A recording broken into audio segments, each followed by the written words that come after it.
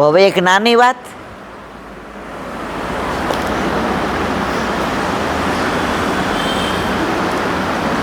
આ બધી જે નાની વાત કરું છું ને ભક્તમાલની હોય કે વ્રજની હોય કે કોઈ ભગવદીયની હોય, આ ઇતિહાસ સાક્ષી છે, હું મારી પોતાની નથી કરતી.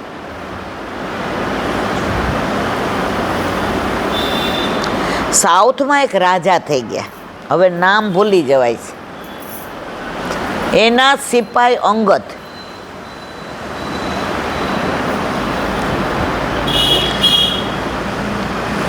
એની વહુ રૂપનો અંબાર, એની આસક્તિ એટલી બધી એની વહુમાં, એટલી બધી, સવારે જાય ત્યારે કહીને જાય, બહાર ન નીકળતી. સાંજે હું આવું ને પછી સાથે બહાર જાશું. હવે ઓલીને શેમાં રસ? સત્સંગમાં, ક્યાંય ભાગવત હોય એમાં, વૈષ્ણવના સંઘમાં, ભગવદીઓના સંઘમાં. એટલે ઓલી કે આજે કથા છે આપણા ગામમાં, તો આજુબાજુવાળા બધાય જવાના છે, હું જાઉં? ઓલો કે થાકી જઈશ. એ કે હું તો સેનાપતિની વહુ છું, મારે ક્યાં કંઈ કરવાનું છે, હું ક્યાં થાકી જાઉં? એ કે પછી હોશિયાર હતી. એ કે તમારે વિના આખો દી ઘરમાં ગમે નહીં ને તો ભગવત નામ લઉં ને તો મારો ટાઈમ પસાર થઈ જાય. ઓલો કે હા જા જા, સ્ત્રીઓને આવું આવડે.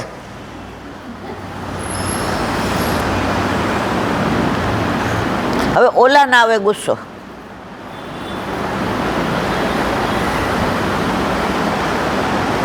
એકવાર એ લડવા ગયો અને આવ્યો તો બધા ભગવત મંડળી, ગોપાલ બોલો હરિ ગોવિંદ બોલો, ગોપાલ બોલો હરિ ગોવિંદ બોલો, ગોપાલ બોલો હરિ ગોવિંદ બોલો, ગોપાલ બોલો હરિ ગોવિંદ બોલો, ગોપાલ બોલો હરિ ગોવિંદ બોલો, ગોપાલ બોલો હરિ ગોવિંદ બોલો.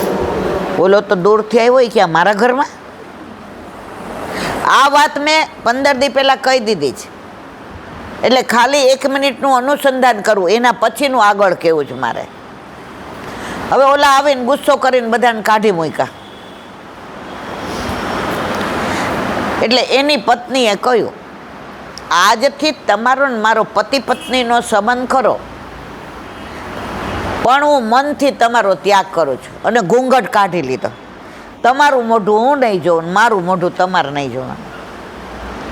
આ વાર્તા મેં કહી દીધી છે એટલે લાંબી નથી કરતી, એનાથી આગળ કેવું છે મારે. ઓલાય બહુ મનાવી, બહુ ના, તમે મારા ભક્તોનો, તમે મારા વૈષ્ણવને આવું કર્યું.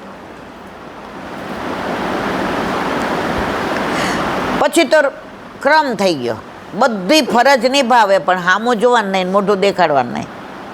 એક દિવસ આ બીજે ગામ જતો હતો ને રસ્તામાં કથા ચાલતી હતી, ત્યાં બેસી ગયો અને ઠાકોરજીની બાળ લીલાની વાતો ચાલે, માખણ ચોરીને, ગોપીને ઘરમાં જવાનું ને, છોકરાઓને જગાડી દેવાના ને, ગાયો છોડી દેવાની ને. આમ તો એવી મજા પડી ગઈ, આખી કથામાં બેઠો રહ્યો. પછી સાંજે બધા કે હાલો, એ કે કાં? એ કે ટાઈમ પૂરો થઈ ગયો હવે. એ કેવું કાલે ક્યારે? એ કે કાલે સવારથી હા ખાવાનું ભેગું લઈ આવવાનું, બપોર ખાઈને પાછું બેસી જવાનું. એવો રસ લાગ્યો કે હવે ઓલી હામુય નથી જોતો, એને મનાવતોય નથી. હવે એનું મન શેમાં લાગી ગયું? મોહનમાં. મોહિની લાગી ગઈ ને મારવાલા. આપણને જ નથી લાગતી, તકલીફ એ જ.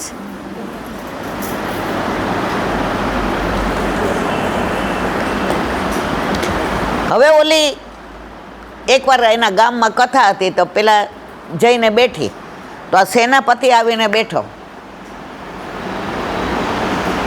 ગોપાલ કૃષ્ણ રાધે કૃષ્ણ, ગોપાલ કૃષ્ણ રાધે કૃષ્ણ, અને બધાય ગાય. ઓલી આમ જુએ, આ છે, આણે તો મારું અપમાન મારા ભક્તોનું કર્યું. આખી કથામાં બેઠા, છેલ્લે દિવસે ઓલીએ ઘૂંઘટ ખોલી નાખ્યો. એ કે હવે તો આપણે બે ભક્ત. એ કે તું ખોલ કે ના ખોલ મને કાંઈ ફેર નથી પડતો, મને તો મોહનની મોહિની લાગે છે. હવે આ તુચ્છ રૂપમાં મને કાંઈ રસ નથી. અને બે ભક્ત બની ગયા. પતિ પત્ની બે અનુકૂળ હોય ને તો ઠાકોરજીને બહુ આનંદ આવે. એક મંગળા કરે, બીજું શ્રૃંગાર કરે, વળી ઓલી સામગ્રી કરે, તો આ માળાજી કરી ધરાવે. અને બે આમ ઠાકોરજી કે વાહ વાહ, યુગલ સ્વરૂપે સેવા કરે. ઠાકોરજીને બહુ આનંદ આવે. હવે એકવાર એવું બન્યું,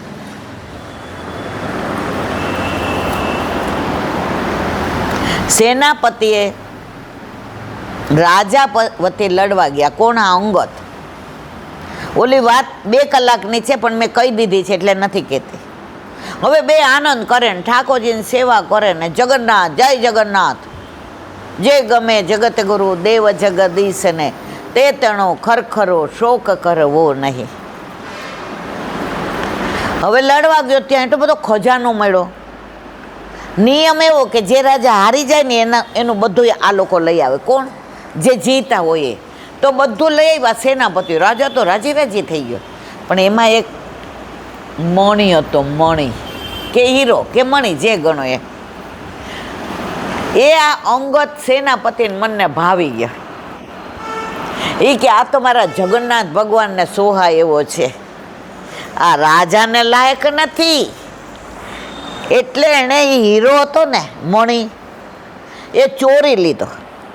ખ્યાલ આવ્યો બધાને મારવાલા? ચોરી લીધો. અને પોતે પાઘડી પહેરી હતી ને એમાં ગોળ વટોળ કરીને અંદર, કારણ કે એનું તેજ એટલું હોય, જો હાથમાં રાખે, અહીંયા રાખે, ખિસ્સામાં મૂકે તો મણીનું તેજ એટલું કે એ પ્રકાશ થઈ જાય. એણે એવું રીતના વીંટીને પાઘડી મૂકી દીધો. એક સેનાપતિ હતો ને એ જોઈ ગયો. સૈનિક સેનાપતિ તો આ હતો. આપણા બધાને ટેવ હોય, ચાડી ન કરીએ ત્યાં મજા જ ન આવે. કોકની વાત જાણતા હોય ને એટલે તરત કહીએ આ જો આવી, ખબર છે ને તમને? ઓલાને કાંઈ ખબર ન હોય, આવી જવા દો પછી કહું છું. હવે આ સત્સંગમાં રહેવા દો ને બાપા. પણ ઓલાને પછી જાણવાની ઇંતજારી થાય ઘડી ઘડી. એટલે ઓલા કે આવડી આ બેઠી છે, એમાં હીલાબેન હોય ત્યારે તો બોલવું જ નહીં.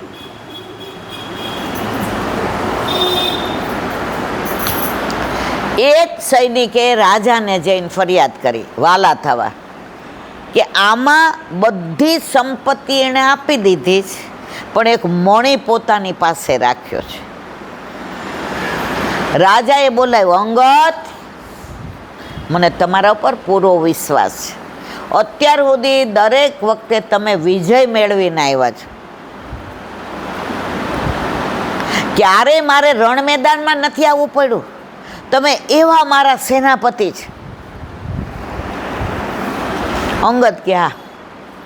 એને રસ ક્યાં હતો કે ક્યારે જગન્નાથજી જાઓ અને આ મણી મારા જગન્નાથ ભગવાનના મુગટમાં ધારણ કરાવું. એટલે એના મનમાં વિચાર શું આવે? આજે નીકળી જાશું, પહોંચી જાશું, પૂજારીને આપશું, મુગટમાં જડાવશે અને બીજે દિવસે દર્શન કરવા જાશું તો મારા બધાય મનોરથ પૂરા થઈ જશે. ખ્યાલ આવ્યો બધાને મારવાલા? કે ઊંઘ આવે છે? આવતી હોય થોડી વાર બંધ કરી દો, એકાદ જોકો ખાઈ લે બધા. હવે ધીમેકથી રાજાએ કીધું, એમાં મણી આવ્યો તો? એ કે ના. એ કે મણી તમારી પાસે જ. ખોટું બોલો છે. ઓલો મનમાં કે તું મરી જા તોય મણી નહીં મળે. મણી કોનો છે? મારા જગન્નાથ. જય જગન્નાથ. અમે નાના હતા ને પછી કાંઈ પણ અમારાથી ના થાય ને, અને મારા પપ્પા અમને એક જ વસ્તુ કહેતા, અપને હાથ જગન્નાથ જગન્નાથજીને હાથ નથી, પણ તમે દર્શન કરવા જાઓ ને, બે હાથે દર્શન કરો ને, તો જગન્નાથ ભગવાનના હાથથી જ દર્શન કરો તમે. તો અમને શીખવાડતા મૂંઝાવાનું નહીં, ગભરાવાનું નહીં, કોઈનાથી અકળાવાનું નહીં, કોઈનાથી ડરવાનું નહીં. તને બહુ એવું થાય ને તારે મનમાં બોલવાનું, બેટા અપને હાથ જગન્નાથ. ત્યારથી અમે સમજી ગયા, એ ખુમારી અમારામાં આવી ગઈ. ઓફિસ હોય કે કોલેજ હોય, ઘર હોય કે બહાર હોય, ડર ગયા સો મર ગયા, અપને હાથ જગન્નાથ. ઓલો મનમાં કે તું મરી જાય ને રાજાને કે તોય તને મણી નહીં મળે. એ કે મણી આપી દો ને સમજીને. એ કે હોય તો આપો ને, તમારી પાસે સાબિતી છે કે મેં મણી લીધો છે? એ કે આર્યો આ સૈનિક, એ કે એણે લીધો હશે, મેં નથી લીધો.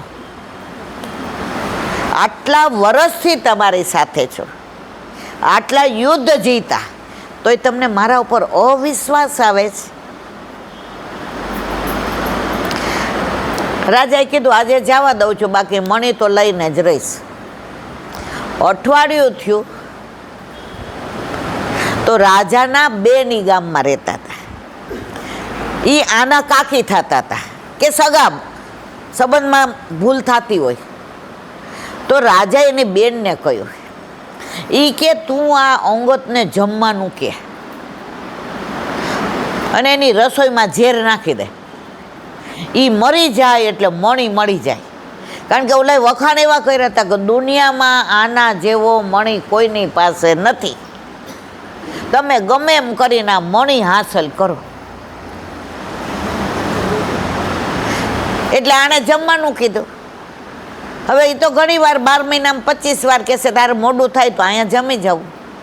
આ રાજનું ખાતો નહોતો અંગત, એટલે કે કાલે અહીંયા જમીન જાજે. કે સારું. એની વહુને કીધું કે કાકીને ત્યાં જમીન આવી. કે કાંઈ વાંધો નહીં. એ જ્યારે ત્યાં જમવા જાય ને, તો કાકીને ત્યાં એક નાની ગુડિયા હતી, દીકરી હતી, નામ ભૂલી ગઈ. એને પેલા કોળીઓ દે. રાજા રજવાડા હતા ને, કુંવારકાનું બહુ, એટલે પેલીને કોળીઓ દે ને, એટલે કે વાહ વાહ ગુડુ વાહ, તું ગળે ઉતારસ ને, તું એટલી રૂપાળી છે ને, ગળામાંથી કોળીઓ ઉતરતો મને દેખાય છે. હવે તું મારા મોઢામાં દે. હવે ઓલા એ તો ઝેર ભેળવી દીધું અને આ જમવા ગયા. કોણ? અંગત. થાળી ઉપર બેઠા એટલે કે ગુડિયા લાલી આજા આજા લાલી, એને હંતાડી દીધી હતી. કારણ કે ઝેરવાળું એને કોળીઓ દે. એ કે એ તો આજે એના મામાને ઘરે ગઈ છે. એ કે તો એ ન હોય તો મને જમવાનું શું કામ કીધું? અમારે જમવું નથી, હું તમારા ઘરે જઈ. અરે એ કે તારા માટે બનાવ્યું છે આ લાપસી ને કંસાર ને, તને ભાવતું છે બધું, ખાઈને જા.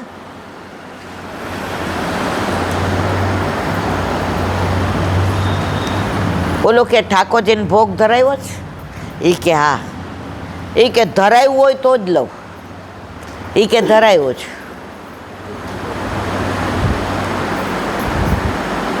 ઠાકોરજીને ભોગ ધરાવ્યો છે એમ કીધું ને, એટલે એની કાકીને ફાળ પડી.